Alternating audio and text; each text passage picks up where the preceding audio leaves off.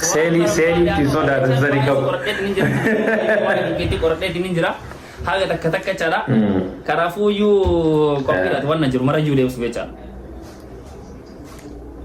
Kiju tak kamari. Oso umri gutu yo so gafi ga bata on tenat talabeta devi su. Kasar ya kan awantane boleh dimenjat tuh ini. Me berra awar kopi kena hidemi umat oromo kanara video kanara me like me kain. Like me umat oromo rahainu video kanara like kuma shan kuma kuran. Live ania XP I think kuma shan aga kuma kurani. Maka. Ati asindro mutanno situ kabawante kanara tibae. Atille bote mutanno. Atille tilmamunda. Ay. Me beragam madi ofunu ibsi kita kame beragam madi kuni enuni. Beragam madi esetalati. Maka ni sab gutum beragam madi timo beran main. Galatomi ani makanki ya Birra Abdallah Gammaditi akkuma beekamaaniin kan itti dhaladhee godina Arsii Lixaa magaalaa Qoree jedhamtu keessatti ka guddadhe immoo magaalaa Shaashamanneeti achi booda hedduma Oromiyaa bakkeen nu waliin hin geenye hin jiru jecha. Jecha me Birraan Gammadii eenyu loo sin jedhu naa ibsaatiin hin jirtu ka me Birraan Gammadii eessa dhalattee eessa guddattee amma maalu amma kaashan qaba tokko ka warri sii baase tokko maqaan kiyya tokko itti citaadha. Eeshi lammaffaan jibbaachisi itti citaa jibbaachisi kabiraa immoo shuumiidha. Shuumii haala siltaanicha abbaan goota. Ayyee afraffaan immoo hurribuusi. Shanaffaan immoo liqombori. Shuumii fi liqomboriin I think wal fakkaata. Kanneen immoo haa terkitanya dari sitti ma. Kanneen immoo haa. No dhugaa siin jedhaan nuuf hin baafanne kanneen waan akkasiiti. Dhalataa Shaashamanneeti. Kutaa shanirraa jecha bakka Shaashamannee ma guddadhe mostly. Kan keessii baasee jechaadha.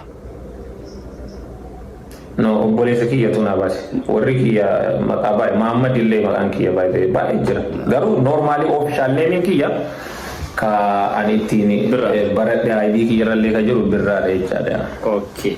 Birraa yeroo baay'ee namni waan si gaafatedheetiin ma yaada. Amantiin kan kee maali? Amantiin kiyya Muslim. Kawan gua sendiri amantiin kee kana batamin namni baay'ee gabantii jalatti gaafatedheetiin hin jira. Sanifu ya amantiin kee maali? I know. Ana amantiin kiyya Muslimarraa dhalanne jechuun yeroo baay'ee namoonni bakkee wayiti I don't know maaf akka namni waan biraa yaadatu naa galuu dida gamma. Alala ajaa'ibaa. Irreecha fa'aa qabanya. I know. Yeroo baay'ee ani Oromummaallee amantii kiyyaallee walumaa qixa jaalladha. Sirrii. Namoonni gariin immoo akkanumaan lafaa ka'aniitiin fakkeenyaaf irreecha fa'aa waan gariin yoo waa'ee Oromoollee karaa kamirraa yoo dhufu kaawuntarattaakii deebii kenna sanumaaf I think akkasii associate godhanna fakkaata. Yaa namoota baay'eedhaaf hin galu wanni kun si galee sababa saniitiin. Okay Birraa karaa gaafii tachite warraachaadha. Mee mudannoo Kaayiroo kanas mudate keessatti akka nuuf himu. Kaayiroo kanatti bara 2000 Kaayiroo jirtu jechaadha. Maaltu mudate? Ifanni mudannoo baay'ee qabaatan ka Kaayiroo ka gaafa na dhaanii. Ka qanii si dhaanii maaliif si dhahan? Ka qanii si dhaanii maaliif si dhahan? Yeah, okay. Mudannoo gaafii bareeda baay'ee suni story san siibsaa bo'ee oduuwwan seenaa ajaa'ibaa ture. Bareedaa seenaa sana. Maaliif ka dhahuun? Yeah. Yeroo bara sanii 2014 meeqa namootuma ilaa jechuun ani yeroo san beektaa sochii qeerroo kana keessatti fiigarii ture biyya keessa viidiyoolee baay'ee na waraabuu jalqabe. Aadaa yeroo ati waa wayii onneedhaan itti amantee deemtu namoota garii warra sodaattuu fi wanti sun akka gantummaatiin ilaalama akkamitti namni kun akkana godhuu danda'e jedhaniitiin association akkasii qabaataa turanii lammaffaa immoo namoota dhimma dhuunfaatiif wallollee jire yeroo sanii warra weellistoota keessaallee warra garaagaraa keessatti dhimmummaa amma dhiqqoo leeveliin isaa ol ka'ee bira tarree dhiifne malee yeroo san waanuma safara keessaati walloltu kana fuudhaniitiin Ani le diqqoo mataa jabaadha beektaa. Achi yeroo sani dhimma wayii irratti nama wallolle amma nama san maqaa siidhamuun barbaadu. Nama sanii wallollee jennaani achi maal godhanii guruupii ijaaramaniitiin shira uumanii olola barreessanii saabaa irratti maal jedhanii barreessanii abbaan isaallee ati isaallee silteedha. Maqaan kuniyyuu akka basaastummaaf toluu fi baafatee barattoota Oromoo akkana ajjeesisee barattoota Oromoo akkana hiisisee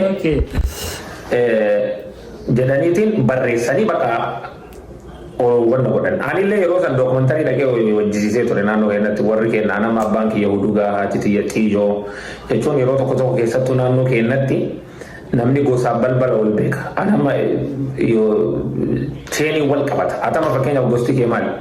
Wala shee amma bakka gosa amma atiin warraayitu yoo kaaste wala shee yoo kaaste seemmannaa yoo kaaste goofingira yoo kaaste coofir akka social security jedhifte kana uummanni keenya hin beeka beektaa ammoo biyya alaa kana uummanni waliin connected ta'etu jira yeroo san akkasitti olola san oofanii jechaadha. Amma ani yeroo san hayoletti mana mobaayilii qaba ture achi na hidhanii. Kaayiroo keessa mana mobaayilaa qabaata turte jecha. No Finfinnee malee. Okay naa inka Kaayirootti katuma sin jedhaa raabaran.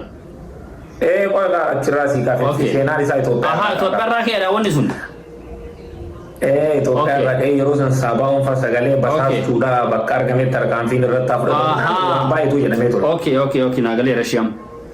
Ani immoo achi biyya keessatti magaalaa baay'ee irratti sochii qeerroo kana irratti illee hirmaataa ture bara sananna wayyaaneen achi biyya nu baaftan suuqii kiyyeenya osoo hin cufin biyya bahe gaafa gammoojjii keessan bahee gara Kaayiroo deemuu eegalu ummata Suudaaniitiif ergaa tantama ummata Ijiptiitiif ergaa tantama basaasaan beekamaa fi jaallatamaan obbo Birraa Gammadii yeroo ammaa ummata Oromoo addaan qoqqooduu fi daangaa qaxxaamuree gara Suudaaniitiif gara Ijiptii dhufaadha bakkee argametti tarkaanfiin irratti fudhatamu jedhameetiin weebsaayitii 7 oltu waan san barreessee jecha.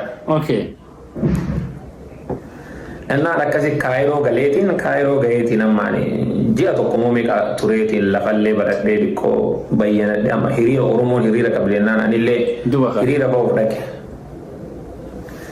Achi hiriira kana wada qaada basaastutu jecha basaastuu mootummaan akka maddeen garaagaraa qabatanitti.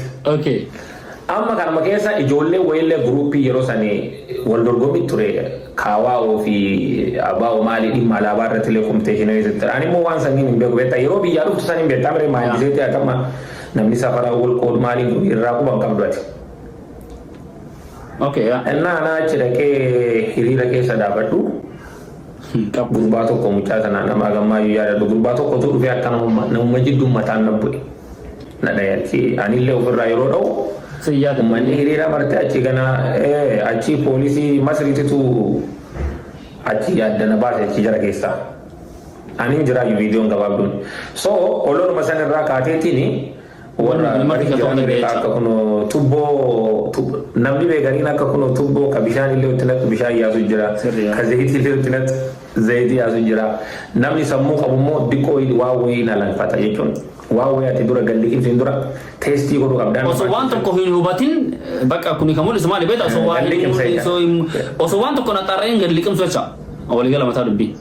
Jechoon maal jedhama doon swallow waan wayii gadi liqimsin jedha duqqoo akkana godhi afaan keessa dhadhabi teestii isaa laali malee. Innaa yeroo san achirra wanti sun akkas ta'e. Arga akkas taate qabsaa baay'ee irra turte jechaadha. Eshi guyyaa wanni sanoo guyyaa Haacaaluu fi Shukrii dhufaniitiin si waasan man hidhaati maalitti hidhamteetiniin barandaa jala ta'e xadhaansa chattee qochattee Shukrii Haacaaluu kun dhufanii